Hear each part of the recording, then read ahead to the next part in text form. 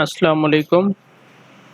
जैसा कि आज हम अपना दूसरा लेक्चर स्टार्ट कर रहे हैं मैट्रिक और इंटर कैटेगरी के लिए लाइब्रेरी साइंस के जो क्वेश्चंस हमने सॉल्व किए थे पहले पोर्शन के अंदर पार्ट 1 के अंदर हमने 40 क्वेश्चन किए थे। अब उसके हम दूसरे 20 क्वेश्चंस कर रहे हैं जो ज़्यादातर JST के अंदर जो टेस्ट लिया था STS IBN है वो उसके अंदर आए हुए थे। तो ये आपके मतलब के गाइडलाइन के लिए हैं कि ये बात हो सकता है अभी भी इस दफ़ा भी रिपीट हो, तो आपने कोशिश करना है कि इनको मतलब के ध्यान से पढ़ लेना है और इससे रिलेटेड अगर कोई दूसरे MCQs भी हैं वो भी पहले आप पढ़ लें। और अगर आपको लेक्चर अच्छे लगे हैं तो प्लीज़ चैनल को सब्सक्राइब, लाइक और कमेंट करें और अगर कोई क्वेश्चन हो तो कमेंट बॉक्स में प्लीज़ लिख दिया करें और प्लीज़ दोस्तों के साथ शेयर किया करें। तो अभी हम चलते हैं अपने क्वेश्चन नंबर 41 की जानिब। जो है ये जो पेपर हुआ था ये भी JST के पेपर के ही सवालात हैं जो IBN ने लिए थे। तो फर्स्ट क्वेश्चन है the study of internal structure of earth is called dash. ठीक है जी, जो इंटरनल स्ट्रक्चर ऑफ अर्थ की जो स्टडी का बोला जाता है वो क्या बोला जाता है उसको जियोफिज़िक्स। जियोफिज़िक्स जो है ना वो इंटरनल स्ट्रक्चर जो अर्थ की जो है उसकी स्टडी की जाती है। क्वेश्चन नंबर 42 है the quantities that can not be explained in terms of other quantities are known as. ठीक है जी, वो क्वांटिटीज़ जो किसी दूसरी क्वांटिटीज़ के मतलब के टर्म्स में मतलब के डिफाइन ना हो सकें, एक्सप्लेन ना हो सकें, तो हम उनको क्या बोलते हैं, वो कौन सी क्वांटिटीज़ होती हैं, फंडामेंटल बेसिक क्वांटिटीज़ होती हैं। ठीक है जी, क्वेश्चन है क्वेश्चन नंबर 43 है which fluid is used in hydraulic power system. Hydraulic power system के अंदर कौन सा फ्लूइड यूज़ किए जाते हैं, तो हमने आंसर में लिखे हुए हैं कि ऑयल, वाटर। ठीक है जी, ऑयल है, एक वाटर है एंड नॉन कंप्रेसिबल फ्लूइड है।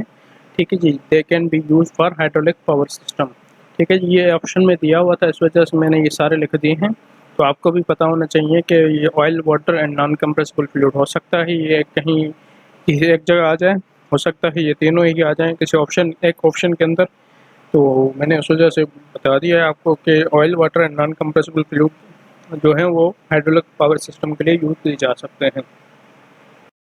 नंबर 44 है which of the following does not make use of expansion and contraction। अच्छा जी, यहाँ पे मैंने इस वजह से 4 ऑप्शन दिए हुए कि मैंने थोड़ा सा आपको समझाना है कि यहाँ पे मतलब इसका जो है ये क्वेश्चन पूछ क्या रहा है, वो ये पूछ रहा है कि इनमें से जो नीचे ऑप्शन दिए हुए हैं इनमें से कौन सी चीज़ है जिसमें एक्सपांशन और कॉन्ट्रैक्शन का जो प्रोसेस है वो नहीं होता। ठीक है जी, अब आप देख लें इलेक्ट्रिक आयरन के अंदर जो है मेटालिक स्ट्रिप वो लगी होती है, वो जब जैसे ही हीटअप होती है तो वो आपके क्या बोलते हैं दूसरी जो स्ट्रिप होती है वो उसको मतलब कि एक्टिव हो जाती है और उसको मतलब को हीट रोक देती है। ठीक है जी, वहाँ पे वो एक रेजिस्टेंस पैदा कर देती है। दूसरी है थर्मामीटर। थर्मामीटर में भी एक्सपांशन और कॉन्ट्रैक्शन होती है। मर्क्यूरी के अंदर अगर आपका टेम्परेचर बढ़ेगा तो वो एक्सपांड होगी, फिर अगर नहीं होगा, ठंड महसूस होगी तो वह कॉन्ट्रैक्ट होना शुरू हो जाएगी। रेलवे ट्रैक में भी आपने देखा होगा कि रेलवे ट्रैक जो 2 पटरियाँ होती है उसके बीच में स्पेस रखा जाता है। ये क्यों रखा जाता है? गर्मियों की वजह से जब ये एक्सपांशन होती है ट्रैक्स के अंदर या फिर सर्दियों के अंदर जो कॉन्ट्रैक्शन होती है। ठीक है जी, इनसे मतलब थोड़ा-सा बचा जाए। ये दोनों चीज़ें मतलब इन चीज़ों में होती हैं, जबकि इलेक्ट्रिक फैन के अंदर ना ही कोई एक्सपांशन होती है, ना ही कोई कॉन्ट्रैक्शन होती है। तो आपका जो करेक्ट ऑप्शन है वो है इलेक्ट्रिक फैन। ठीक है जी, ये सारे कुछ समझाने के लिए थे कि आपको तीनों का कॉन्सेप्ट आ जाए, चारों का। अब दूसरा क्वेश्चन देखते हैं, question number 4। Bimetallic strip is used in. Bimetallic strip किस में यूज़ की जाती है? ठीक है जी, ये हमें पहले पढ़ के आए हैं ऊपर वाले क्वेश्चन में कि ये इलेक्ट्रिक आयरन के अंदर जो इस्त्री होती है हमारी कपड़े वाली प्रेस करने वाली, उसी के अंदर ये होती है। ठीक है, नंबर 46 है which of the following helps to change the shape of lens is known as. ठीक है जी, इनमें से कौन सी चीज़ है जो लेंस की शेप को चेंज कर सकती है। ठीक है जी, हेल्प का शेप चेंज करने में लेंस का मदद करती है। ठीक है जी, वो है सेलरी मसल्स। सेलरी मसल्स जो होते हैं वो मतलब कि आपकी जो है लेंस का शेप चेंज करने में मतलब के मदद फराहम करते हैं। क्वेश्चन नंबर 47 है thick layer of air that surrounds the earth is known as. एक थिक लेयर ऑफ एयर जो है सराउंड्स जो अर्थ के बिल्कुल मतलब के इर्द गिर्द जो भी थिक लेयर ऑफ एयर और मतलब कि एयर का हवा का वो दबाव जो होता है उसको क्या बोला जाता है, atmosphere. According to question number 48 है, according to Pascal's principle, the pressure applied at a point is same or equal in all direction of enclosed. अब इसका बोलने का मकसद ये है कि आप अगर किसी कंटेनर में कंटेनर के अंदर भरते हैं, ठीक है, पानी भरते हैं आप, मतलब कि वो क्लोज हो, ठीक है जी, आप पानी भर के उसको क्लोज करते हैं। अब वो क्या होगा कि अगर फुली पानी भरा होगा तो प्रेशर जो है ना पानी का, वो चारों डायरेक्शन में एक जैसा ही लगेगा।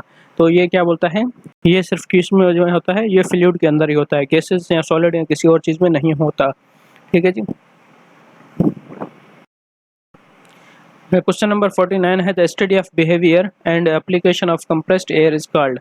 ये मैंने पहले भी सवाल पढ़ाया हुआ था कि न्यूमेटिक जो टेक्निक है वो कहाँ कहाँ पे यूज़ होती हैं। ठीक है जी, ये लेकिन यहाँ पे ये इसकी डेफिनेशन दी गई है कि जो न्यूमेटिक टेक्नोलॉजी है वो क्या है, the study of behaviour and application of compressed air. Air को कंप्रेस करने का और एक उसको मतलब कि उसका बिहेवियर फिर किस तरह से होगा उसको स्टडी करने का जो तरीक़ेकार है उसको स्टडी की जाती है, उसको क्या बोला जाता है, न्यूमेटिक टेक्नोलॉजी, जिसमें एयर कंप्रेस की जाए और उसकी बिहेवियर को देखा जाए। क्वेश्चन नंबर 50 है, a place of living according to particular environment of living thing. एक ऐसा इलाका, एक ऐसी जगह जहाँ पे किसी मतलब के रहा जाए, ठीक है जी, पार्टिकुलर एनवायरनमेंट के अंदर, तो उसको क्या बोला जाता है, हैबिटेट। यहाँ पे क्वेश्चन नंबर 51 है, the area where river meets with sea is known as dash. ठीक है जी, ये उस एरिया का नाम पूछ रहा है जहाँ पे जो है समंदर और जो नदी है वो आपस में मिलते हैं। ठीक है जी, जिस जगह पे रिवर और समंदर आपस में मिलते हैं उस जगह को क्या बोलता है, स्टोराइन वाटर। ठीक है जी, उस जगह को बोला जाता है स्टोराइन वाटर। मतलब ऐसी जगह पे जो पानी होगा उसको भी मतलब स्टोराइन वाटर, ना वो रिवर का पानी होगा ना वो समंदर का पानी होगा, हम उसको स्टोराइन वाटर ही बोलेंगे। तो आपने ये याद रखना है। क्वेश्चन नंबर 52 है, oil can be change into fat through the process of dash. ठीक है जी, वो कौन सा प्रोसेस है जिसमें क्या होता है, जो तेल होता है हमारा वो चेंज हो जाए फैट के अंदर, घी के अंदर इस्तेमाल हो जाए, मतलब कि फैट को आप घी कर सकते हैं। ठीक है जी, ऑयल चेंज हो जाए घी के अंदर through the process of hydrogenation, hydrogenation के थ्रू हम चेंज कर सकते हैं। 53 है, the dash is made up of double helix of two complementary strands. अब देखें डीएनए के हिसाब से कितने क्वेश्चंस आ चुके हैं। पिछले भी मैंने पेपर मतलब के वो क्वेश्चन में बताया था कि डीएनए का पहले उन्होंने एब्रीविएशन पूछी, फिर बताया कि डीएनए का मतलब क्या, आपने डीएनए का फुल फॉर्म क्या है। ठीक है जी, अब डीएनए की ये लिखी हुई कि डेफिनेशन ऑफ डीएनए की बताएं क्या है। ठीक है, ये जो डेफिनेशन है, the DNA is made up of a double helix of two complementary strands. ठीक है जी, ये डेफिनेशन है डीएनए की, आपने याद कर लेनी है, क्योंकि बहुत सारी चीज़ें जो हैं वो रट्टा हैं, आपको ना रट्टा ही लगाना है, कोई कॉन्सेप्ट नहीं होता किसी जगह पे, तो आपने हर चीज़ को कॉन्सेप्ट नहीं लेना, आपने जहाँ पे रट्टा ज़रूरी है आप रट्टा मार दें। ठीक है, कोई मसला नहीं होता। क्वेश्चन 54 है, the water has maximum density at. ठीक है जी, वाटर की सबसे ज़्यादा जो मैक्सिमम डेंसिटी जैसे मतलब घटापन होता है वो कहाँ पे होता है, गड़ापन होता है वो होता है 4 सेंटीग्रेड पे। 4 सेंटीग्रेड पे पानी जैसे सब जो है उसकी ज़्यादा से ज़्यादा डेंसिटी होना शुरू हो जाती है 4 सेंटीग्रेड। 55 नंबर क्वेश्चन है, इन्फेंट्स और चिल्ड्रेन। ठीक है, चिल्ड्रेन को इन्फेंट्स बोला जाता है, आप दोनों किसी को इन्फेंट्स भी बोलते हैं चिल्ड्रन भी बोल सकते हैं। Should be immunised with BCG. ठीक है जी, बीसीजी एक वैक्सीन है। ठीक है जी, अगेंस्ट ये बच्चों को वैक्सीन लगाई जाती है बीसीजी। ठीक है जी, वो क्यों लगाई जाती है, किस बीमारी की वजह से लगाती है, ये है टबरक्यूलोसिस। ठीक है ना, टबरक्यूलोसिस जिसको टीबी भी बोलते हैं आप तौर पे, ये बच्चों को लगाई जाती है बीसीजी, आपने याद कर लेना, बीसीजी की वैक्सीन है जो बच्चों को लगाई जाती है, किस वजह से, टीबी के लिए। 66 है क्वेश्चन नंबर, वेवलेंथ। ठीक है जी, सैंपल वेवलेंथ की जो सैंपल है टर्म्ड एज, इसको क्या बोला जाता है। अब ये बहुत ही आसान क्वेश्चन है। ठीक है जी, इसको लैम्डा बोला जाता है, ये जो हमने दिया हुआ है ना। ठीक है जी, यहाँ पे मैं इसको टिक मार्क कर देता हूँ कि